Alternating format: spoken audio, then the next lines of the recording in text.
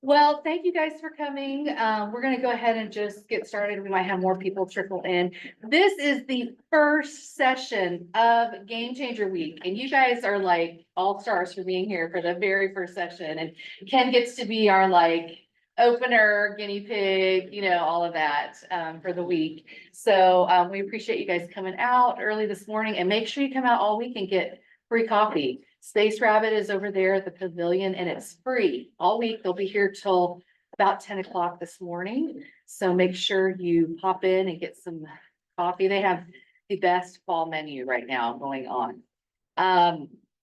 Anyway, so we're excited that you're here. There's tons of events going on this week, workshops, and fun networking things, and everything's free. And so get as many people here as you can.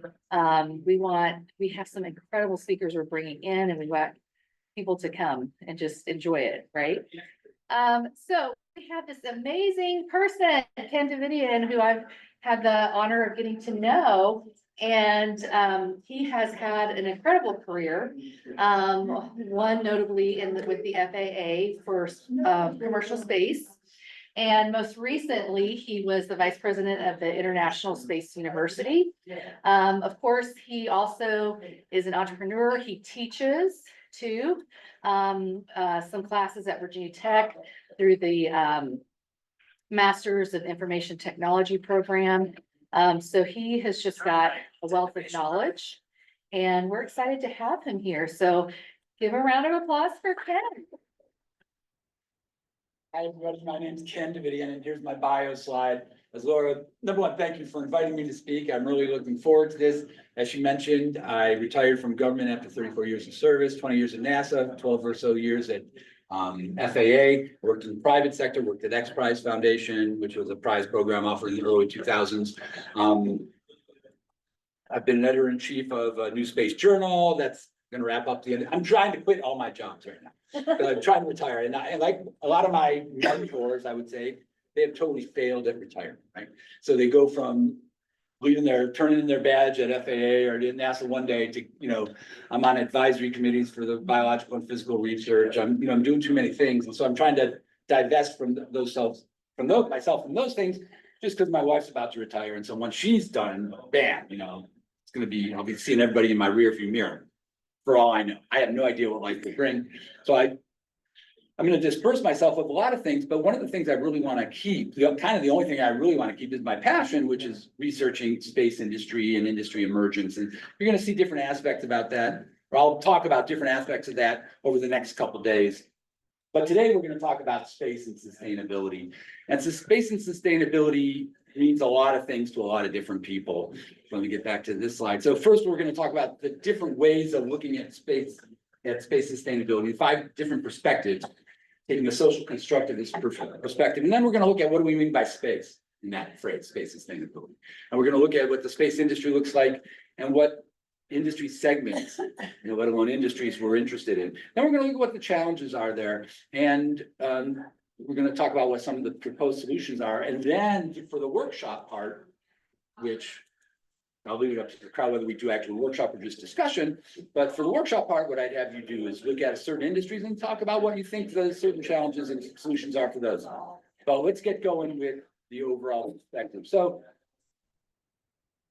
I come from a practitioner system, a practitioner industry. Space industry has got very strong practitioner packets, and it's got some very strong academic packets. But when the group gets together, there's a global space community that gets together. It's about 5,000 people. It's growing to about 10 in the last couple of years. They basically get together at the Space Foundation, Colorado Springs in April, or at the International Astronautical Congress, wherever it's happening in the world in October. When they get together, there are very few academic sessions. And so I've been trying to bring the academic perspective to the practitioner part of entrepreneurship, to the practitioner part that are not represented with an academic perspective, especially in innovation, because you hear a lot of things that are kind of make sense, but they're not really backed up with anything. So what I like to try to do is to make sure that anything I'm telling you is not just what I pulled out of my back pocket, because a lot of stuff comes out of there, but for example, I'll put a site. I'll tell you what book I got this from. This is the social construction of technological systems. And what they talk about there is technology develops not in a silo, not in a vacuum. It's not just a bunch of engineers saying, here's the solution. There are a lot of other aspects that come to it. And these other aspects or other perspectives are not just the technical aspect there. I doubt this laser pointer is going to work. They're not just the technical aspects that are shown here on the top, but there are political, economic, natural environment perspectives, as well as social perspectives. There's probably more, but kind of the social sciences, viewpoint of any kind of industry sector, or any kind of social collection of social activities falls into these categories. So each one of these categories is going to look at space sustainability a little bit different. They're each going to have their own challenges, and they're each going to come up with their own solutions. Now, that's not to say that all technologists think the same. They don't. There are variations within each of these perspectives. And I often trot out the picture of the elephant with the six blind people, six blind men around them. And, that's the moral of that story, is that one perspective is okay. The elephant feels like a wall, or the elephant feels like a snake's. I assume everybody knows the six blind men and the elephant. But you need the collection of all those perspectives to understand what's going on. And especially if in any type of strategy formulation, you need to do a constant assessment. That elephant is your external environment. It's the industry segment you're trying to play with. And not only do you need a comprehensive perspective of what's going on, but you also need to touch that elephant every so often, because the elephant is changing over time. And so you need to really spend time understanding that elephant and understanding, depending what kind of philosophical, strategy you're applying to it, you want to understand the momentum of those changes, not just what is changing, but how they're changing. And so there's a lot of stuff going into here, but talking specifically about space perspectives, the technologists, the economists, the politicians, the environmentalists, and the social movement folks are all going to look at it differently. So they're all going to see different problems, maybe multiple problems within a group, and then they're all going to find different solutions, multiple solutions within a group. And so this is kind of what I wanted to talk about here was, and I forget, I should have looked at my poll results. I asked the poll, of these 5 perspectives, what do you think is most important? And I think the sustainability one was coming out on top. But the economic perspective, I think, was very well represented, as well as technological.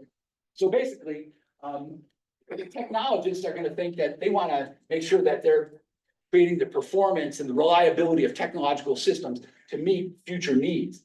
And the goal is so that they remain operational, efficient, and adaptable over time. The politicians, they just want to make sure that everything is enduring, adapting, and functioning effectively over time to promote good governance and institutional stability. The economists, they want to support a defined level of economic production that is vital for creating long-term wealth stability and economic growth, long-term viability of an industry. The environmental folks, they want to conserve the natural resources to maintain the health of the planet for future generations. And the social folks, they want to promote well-being, equity, and social cohesion to ensure all individuals have access to essential resources and opportunities. So these are all valid. They're all there, and they're all in play. If I'm a neoliberal, or if I'm a neoclassical economist advising any of the SESs or FFRDC managers, and this is kind of the case, they look at the economists. And the economists are looking at economic and technical. They kind of take these 2 perspectives. So I'll give them credit for having more than one perspective. But they sort of don't really pay attention to these other type of perspectives.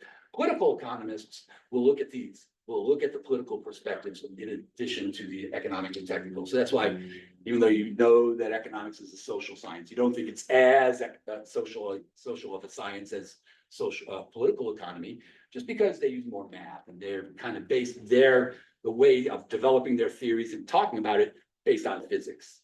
So they use physics, the model of the physical sciences, as their model for presenting and doing the research in economics. Whereas the other social sciences said, that's great, we need that, but we also cannot ignore these other types of perspectives. And so obviously the waters get a lot murkier when you start looking at the social sides of things.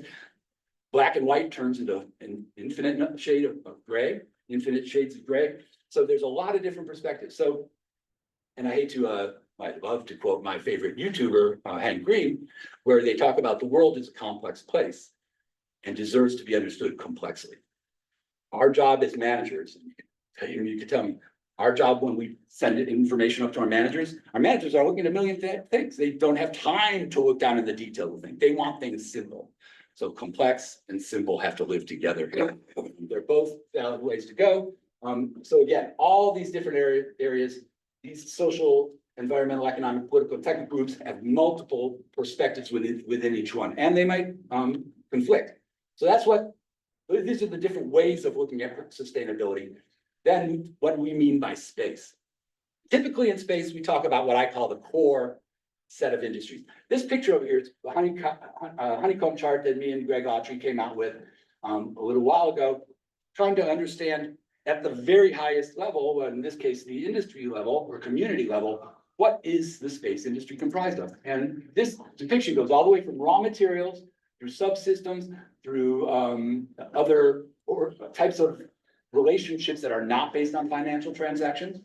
Not all these relationships are economic. You've got some supporting industries and other mutual industries. This hexagon right here basically is a time portal to other industries, to other sectors like the automotive sector, the electronics sector, artificial intelligence. This other industry is actually, is multidimensional, but the core industry is made up of three things: spaceports, launch vehicles, and in-space vehicles, being satellites, or more futuristically, so basically solar power or fuel depots, even things that go land on other planetary bodies, like our moon. So when we talk about the space industry, not only are we kind of restricting ourselves to primarily to these three industries, but there are industry segments within these, right? So I can list probably 7 or 8 different segments just within launch vehicles alone. So when we talk about, oh my God, SpaceX is polluting the environment with all these launches, you're focusing on this industry. You're not talking about their satellites, which are also causing pollution and are also a concern for sustainability, right? But also spaceports. So when you start looking just at SpaceX, that's in the launch vehicles industry, but the industry segment is heavy lift launch. There's small launch, low mass launch, there's suborbital, there's sounding rockets, there's a whole lot of other things going on here. So if you take this hexagon and break it up into 6 or 7 different parts, you need to really look at each one of those parts. And so again, those 5 perspectives: technical, economic, political, social, and environmental, gonna have a perception of certain challenges in just that segment. And they're gonna have challenges that they identify in every segment of each of these. But you can see there's this vast amount of terrain around that consists or contributes to the space sector that we're not necessarily talking about. And we could be. Space is comprised of many communities or industries. In economics, we tend to talk about above the firm, there's the industry segment, the industry, and then maybe the sector. In the social sciences, you've got the population, the community, and the field. And you can keep going. It's sort of, the lines are not clear, the delineations, are open to interpretation. But basically, this is at the community or the industry level. So just to get down to individual firms, within each of the segments, 6 or 7 segments of launch vehicles, you might have a dozen firms, or you might have 2. So now you see how this gets really complicated really quickly. You also have many different interest groups. You have the military side of space. Military heavy lift versus civil heavy lift versus commercial heavy lift.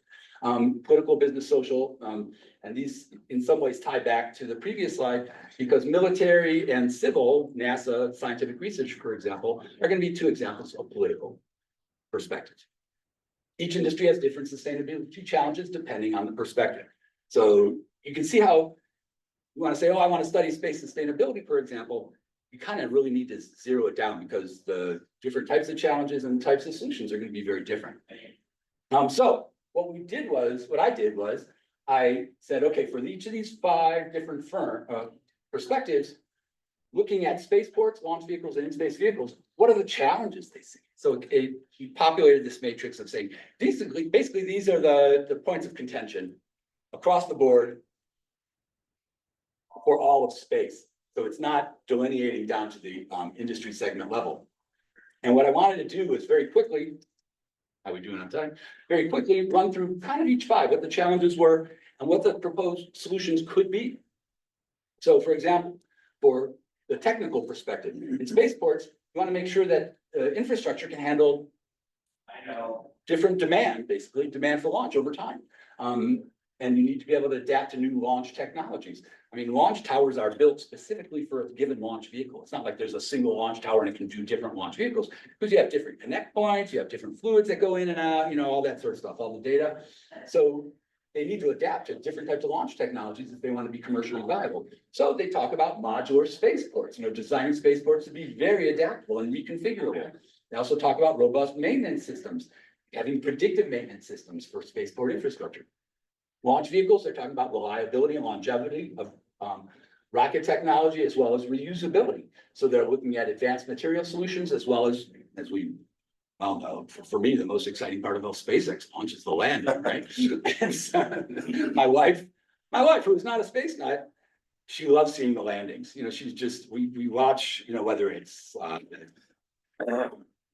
Starbase Pink, he hasn't put things on YouTube for a while, but Spaceflight Now or whoever, whenever they show launches, we love seeing the landings. And then when we talk about in-space vehicles, this can be anything from satellites to planetary probes to lunar landers to Mars probes.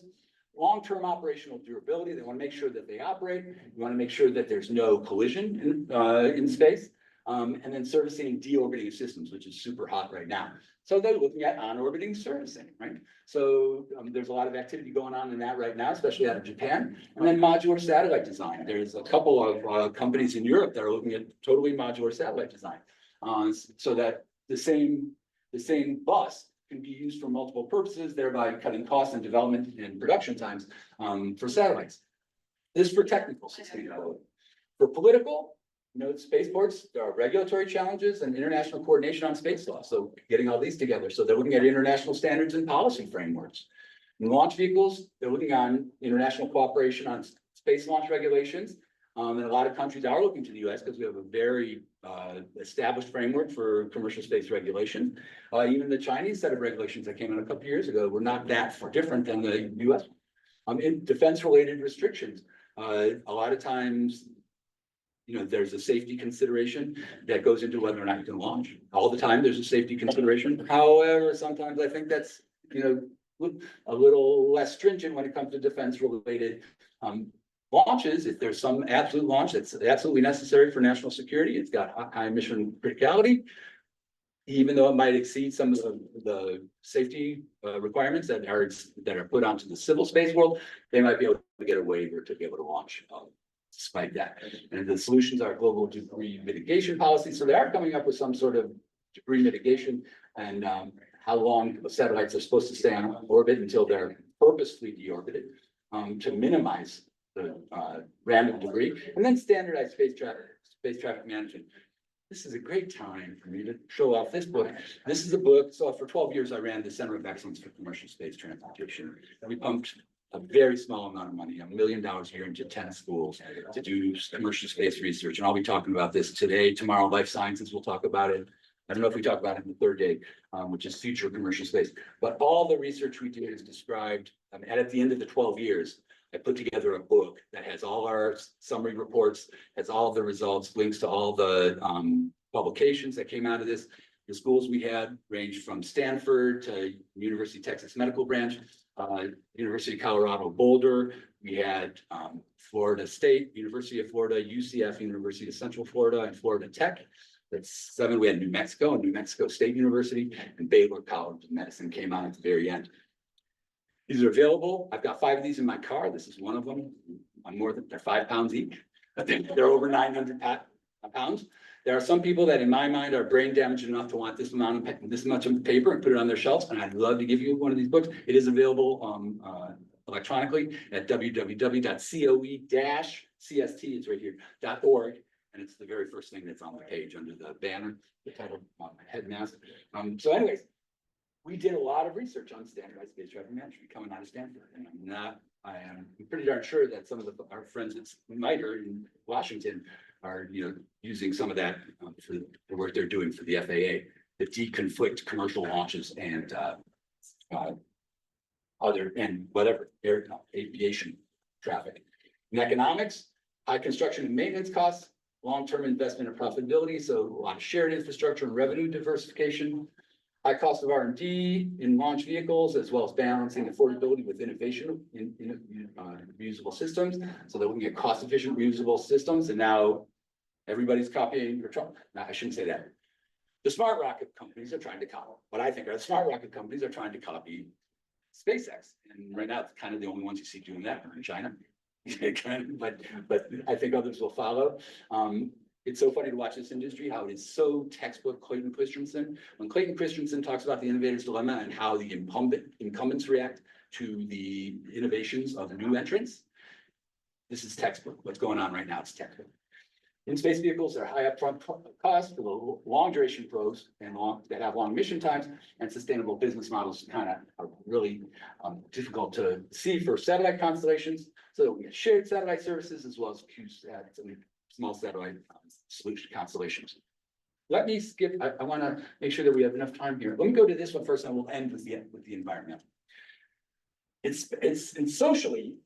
Noise and air pollution are a big deal, safety concerns, local economic benefits, and I highlighted pollution just because this is going to be one that is tied to the environmental one as well. And so I guess I should have made that point. Those 5 perspectives are linked. Obviously, they all interact. So it's social in terms of environmental or social, noise and air pollution, safety concerns are big, and local economic benefits are big. So community engagement as well as noise and pollution monitoring absolutely takes place. Launch vehicles, you know, the challenges are job creation versus automation. The more you automate, the less you hire.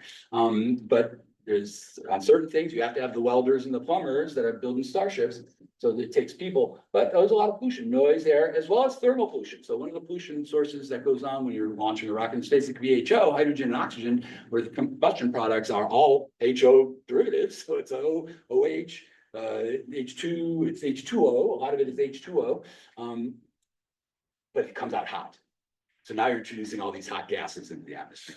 And that's a form of pollution. Whether or not it's impactive or not, I'm not sure. But when I was, you know, my job with early days was propulsion systems for launch vehicles. So we looked at this, you know, but from the technical perspective, we're talking about a drop in the ocean. So we don't worry. So we're focused a lot on space workforce development right now. A lot of workforce development is absolutely a major topic of discussion in the space community, as well as public outreach programs. And so this is why you see a lot of YouTube influencers that are going to be flying on New Shepard, you know, so you can come back and talk about it.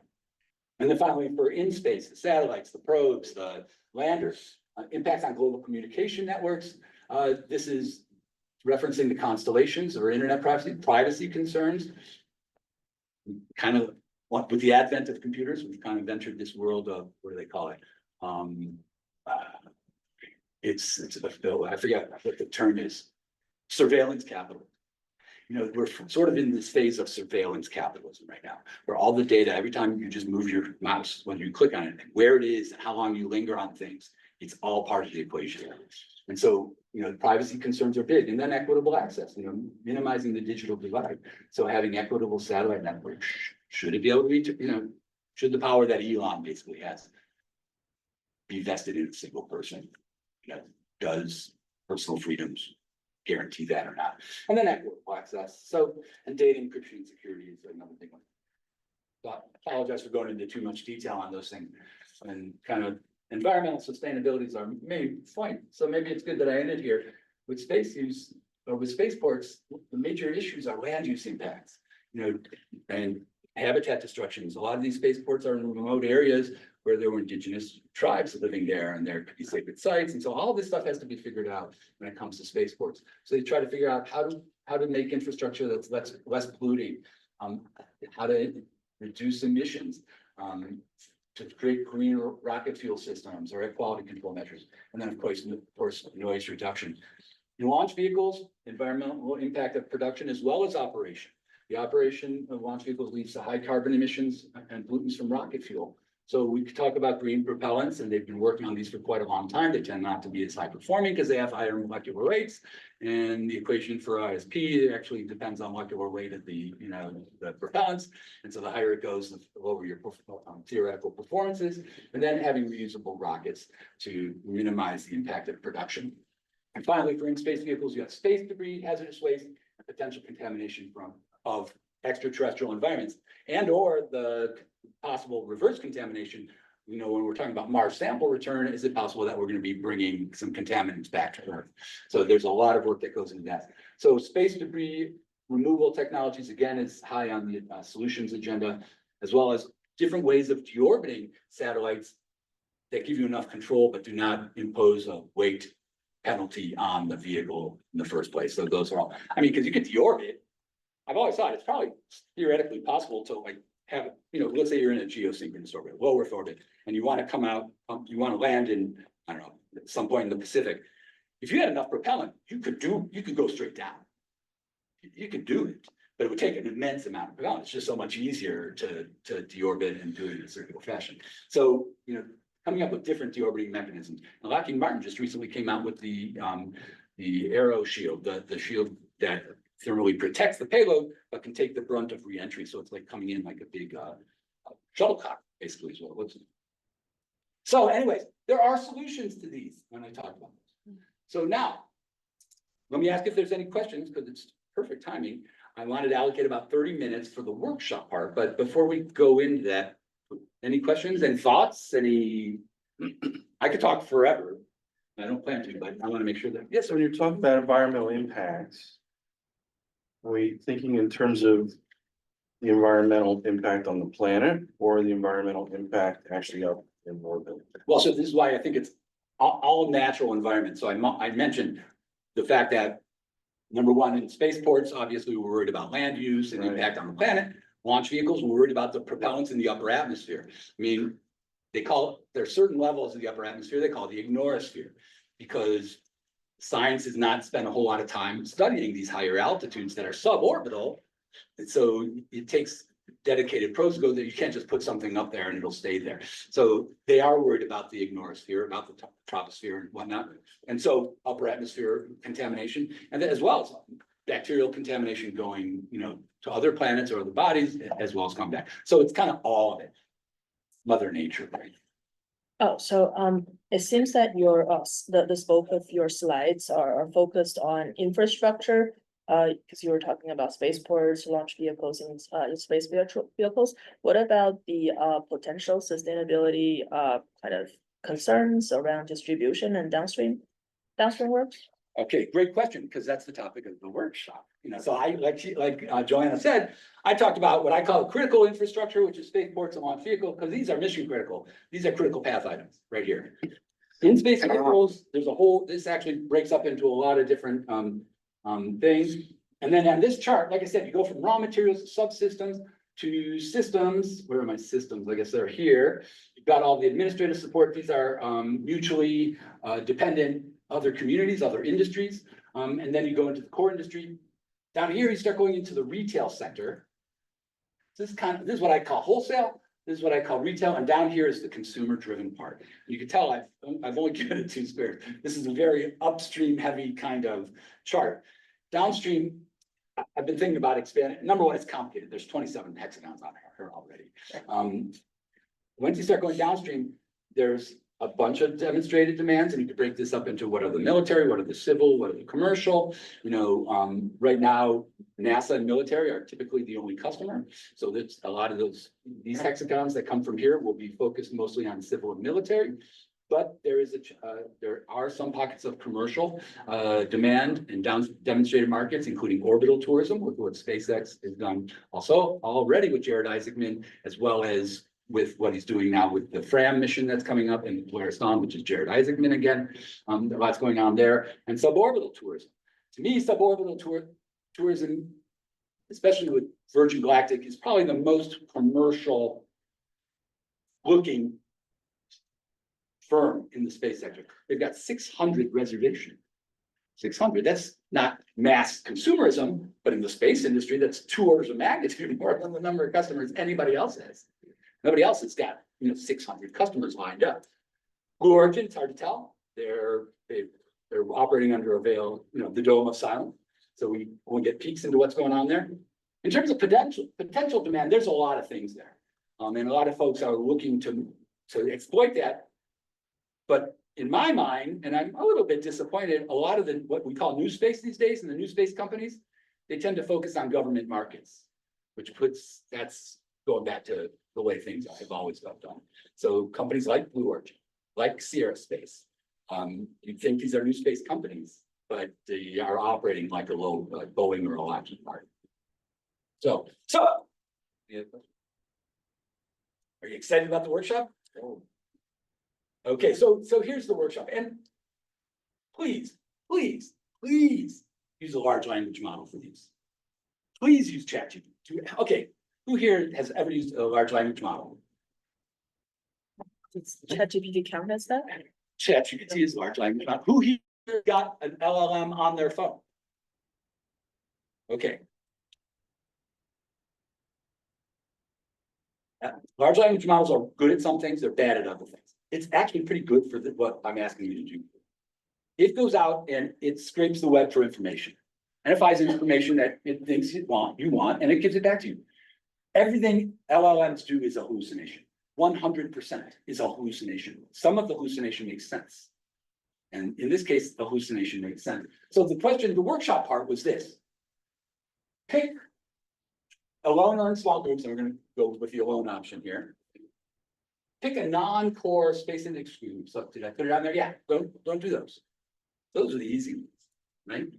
What about it? So let me talk about these for a couple seconds. After we pick one, then I would say, what are the challenges to that community? From what are the economic challenges, the political challenges, the technical challenges? The social challenges, and what was the last one? Technical? I don't know. Whatever the 5 things were, and we'll put them up. What are those challenges and what are potential solutions? And this will, and you might say, listen, I'm just going to look at the technical, I'm just going to look at the political. That's fine. Because what I would say is spend about 10, 15 minutes doing that, and then we'll just, and this could just be a brainstorming session that we could talk about the results. But let me talk about these for a couple seconds. You have the raw materials hexagons here, and typically in neoclassic economics, factors of production are land, labor, and capital, right? I threw data in there too, because these days, a lot of folks think that data is a raw material basically as well. So I took that jump. You have these subsystems with communications, guidance, navigation, and control, GNC. You got power systems, propulsion systems, structural systems, and then putting all those systems together. Systems integration is a big deal. Then you have space specialties, which are spacesuits, support systems, things that are unique to satellite design. These are unique to the space industry. In the green, or in the light blue, you've got these mutually dependent communities. So these are industries that depend on the space industry, and the space industry depends on them. So business support specialties. I was talking with an entrepreneur in Wendy, or first thing I did was hire an accountant and a lawyer. So these are business support specialties that are part of the industry, as well as many others. Marketing, for example. You have ground and flight support vehicles and equipment. You've got industries. Oh, I forgot to. And then you've got these communities, these industries where there's not a financial relationship. It's more of a, it's not a transaction. It's more relational. And that involves specialized workforce and education. This is sort of where the workforce comes in. Trade organizations and public interest groups are also part of this community. This is where the social movement and the environmental stuff probably comes in. Domestic and foreign government organizations, of course, companies go and they talk to their individual local and local, state, and federal type of government organizations to keep them informed of what they're doing, as well as international organizations like the International Astronautical Federation and the International Academy of Astronautics. So there are relationships to these organizations as well, but again, it's non-financial. They're all just relationships. And these are, the participation of these groups are not included in the economic studies. They're not part of there's no money going back and forth. There's not a lot of money.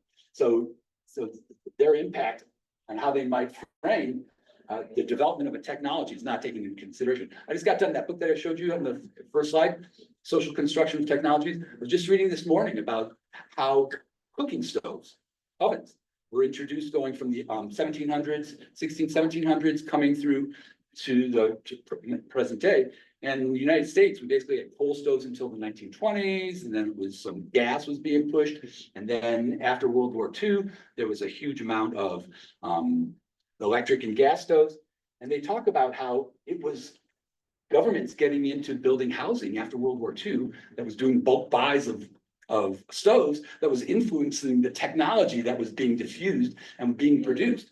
So here you've got a political activity, to try to solve a social movement issue of poverty and non-affordable housing that's leading to a development and a direction of cooking stove development.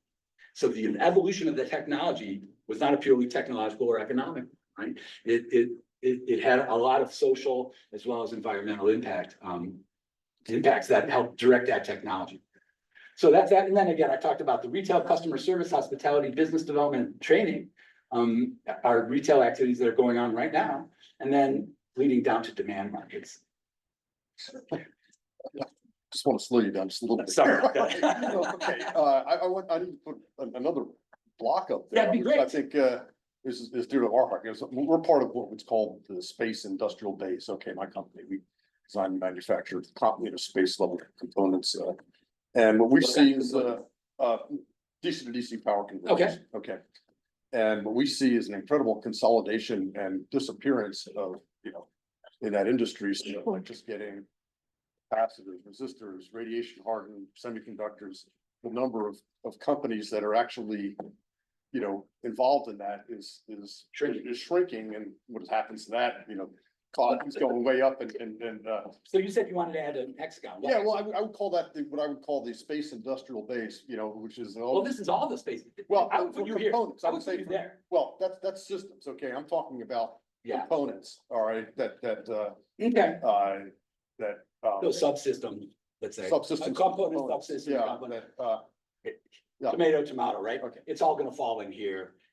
For example, there might be a system here for AC to DC conversion. Is that what you said you got? Well, yeah, that's what we do, Right. but. Well, that's gonna be an interesting. But, segment. part of what we're seeing in the industry Is is this. the disappearance of that industrial base. That's causing, lead times, cost, performance, reliability, support, all that is Right. kind of like. Which happened in the 1990s to early 2000s, right? There were on the order of 30, almost 36 aerospace companies, Harris and Rockwell and blah, blah, blah, blah. We're down to 4. Yeah. Right? So now we're seeing it you're saying at the component level or Yeah. at the subsystem level. It's scary. Yeah, Personally, I wouldn't add another thing. I would say you're in there, but I totally see what you're saying. Because there's this consolidation of going on. So what that says is that 2 levels down from this, within each of the industry segments, the number of firms in there are going down.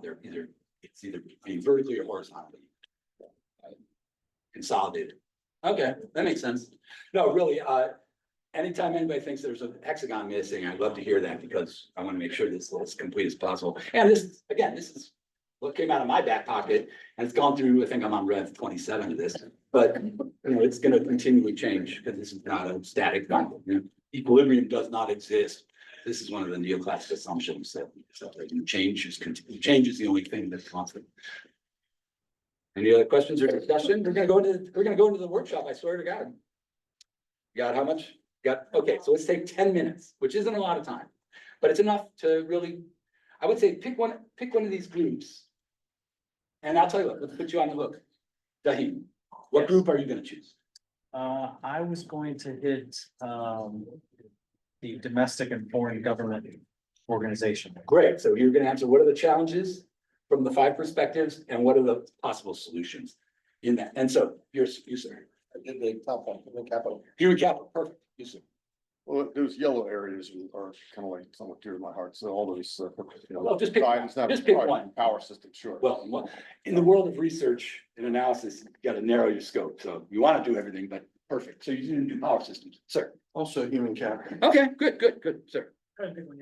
Okay, come back, Joanna. Which hexagon does satellite communication data as market belong to? Satcom data.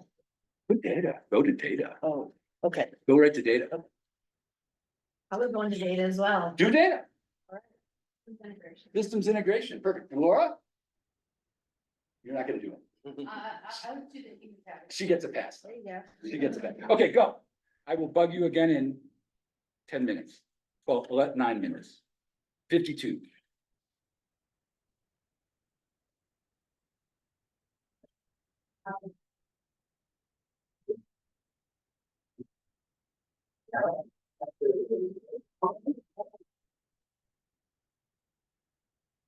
And for the 5 perspectives, let me go back to there.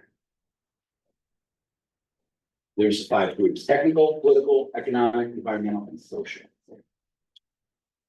So basically, you're just doing one column, whatever column you chose.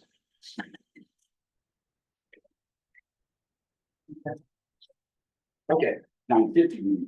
Okay, you got 3 minutes. Okay. This is my first time using ChatGPT. Oh, do it. Oh, good job.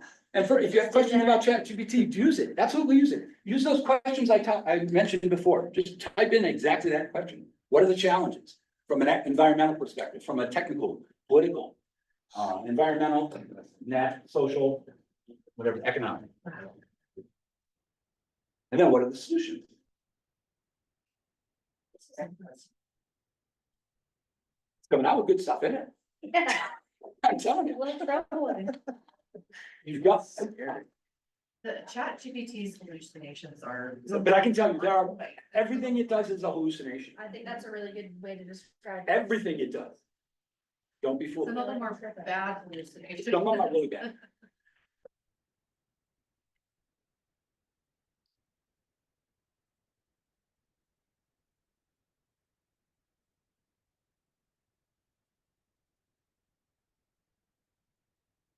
I think it's really bad. Trying to get rid of it. Read my book, please.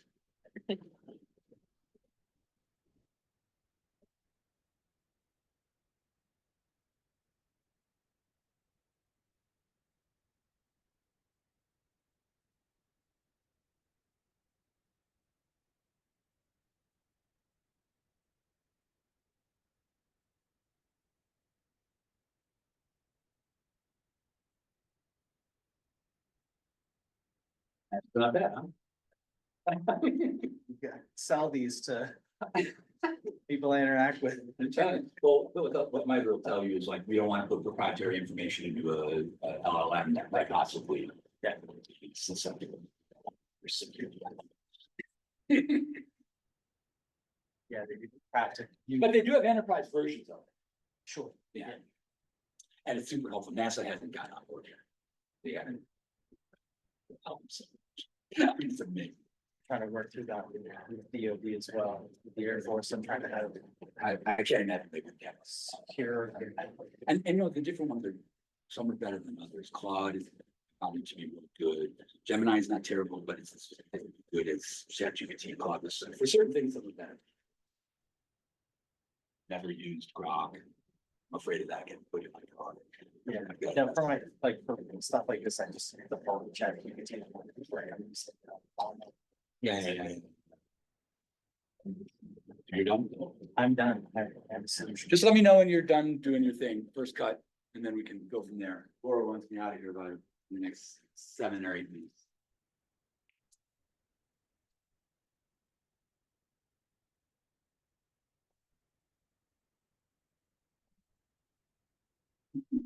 It's really good for writing poetry. I should have said, give me your answers in the form of a poem, because it would do that. Rather than iambic pentameter. Yeah, I use limericks. I have it generate limericks for people on a panel. So I'll take their public facing bio from LinkedIn. I'll say, give me a limerick to introduce this person. It's really good. Oh, man. People love that. People love it.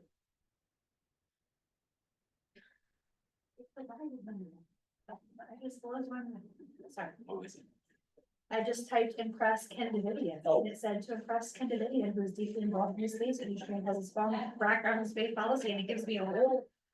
Ways to impress me? Yeah, there's. You do not need to impress me. Don't worry. I am not worth The impressing. answer to that. I am not worth impressing. That's for darn sure. I'm just. I have no official title. I have no connections to anybody. By focusing on real world thinking and ideas that connect us to space, sustainability, entrepreneurship, and policy while addressing real world problems, you'd likely capture Ken's attention and earn his respect. Oh, man, I respect you anyway. I respect people as people. This is pretty epic, though, this Chat GPT thing. Yeah, never heard of it before. Coming up about 2 years old, so. Okay, we've got enough time. That's enough time. I'll start here with Dahim and say, what your thing was. The domestic and foreign government organization. Yeah. So what did you think the challenges and solutions were? So I hit up the all of them for the different topics. So for technical, I talked about space debris management, Right. traffic management, Right. spectrum allocation. Yeah, ITU. For the economic stuff, obviously high cost of doing space operations, market access and competition. Yeah. And insurance and liability. Yeah, that's a big one. Didn't talk about financial See, reasons. political, obviously international governance, Mhm. geopolitical tensions. And The Ukraine war, right? dual use technologies. Yep. Environmental, space and equipment preservation, impact on Earth's environment, and then for social access and equity, public perception and awareness, cultural and ethical considerations. This. Right. So it's all the SDGs, the Sustainable Development Goals from the UN are all tied in there too as well.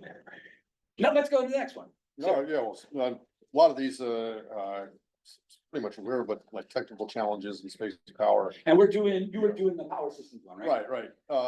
So a lot of new technologies like nuclear technologies or small cell solar systems are Right. still in experimental energy conversion, radiation, something we have to deal with a lot. Yeah. And system integration, political challenges, international cooperation, regulatory frameworks, Right. military security concerns, economics, high initial costs, that's something, and market viability, Right. cost competitiveness under environmental space debris. So what are the solutions? Yeah. I didn't give many solutions, just pointed out the Just- problems, yeah. It just says a lot of challenging, Okay.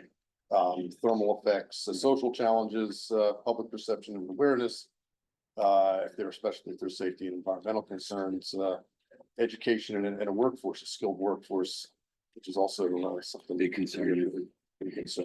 Does this track with your experience? Yeah, pretty much. Yeah, Pretty much. yeah. We've had to deal with most of these, yeah. Right, and they come from different sectors. Sure. So I did the human capital. Top three are educational inequalities, economic barriers, and health and well-being. So physical, mental, all of those, and the solutions that it provided me. I want to say he or she or It, Mhm. don't give it agency. It's not a person. improving access to education through early childhood education, universal access and scholarships and funding, vocational training and lifelong learning. And then addressing the economic barriers through conditional cash transfers, Okay. job creations and economic development. And then access to healthcare. We're gonna do one more. We'll go with you because you're human capital as well. I am. Anything different? Did ChatGPT give you both the same answer? I'm mostly questions because I have only this. This GPT, this yeah. chat. Uh, Will chat. Just the drain on local talent, particularly in the trades. How do you backfill all that Right. talent? Obviously, local labor costs, housing industry, all the boom. Environmental, just ground transportation, water quality. And then for our poor fearless leaders, how they're gonna handle the outraged local businesses. Of all, now I have to pay a plumber $40 an hour. Right. $300 just to show up, kind of. Right. Okay, listen, I apologize. I couldn't get to everybody. Hopefully you found this exercise semi-interesting, semi-useful. I have no clue. And again, to me, it all boils back down to the blind man and the elephant, right? Taking a single perspective view on a problem, it can be very useful, and the simplifying assumptions really help. But after a while, you have to reassess those assumptions. And this is why, even though some of my best friends are economists, I rail against the purely neoclassical economic perspective of industry analysis. It needs to be augmented with. I want to keep those analyses and then bring them into a broader discussion that includes all these 5 different perspectives, not just 2. So with that, I'm going to say thank you very much for your participation. Hopefully you had fun with ChatGPT, and I'll turn it back over to Laura. Thank you very much. So, Ken is actually gonna be here tomorrow at 9 and Thursday at 9, talking about space in the health and life sciences field, and then the future of space on Thursday. Crystal ball. Yeah. And, so he'll be around a lot this week and at some of the other, events that we have. So if you wanna connect with him and talk with him and ask more questions, he's gonna be around too.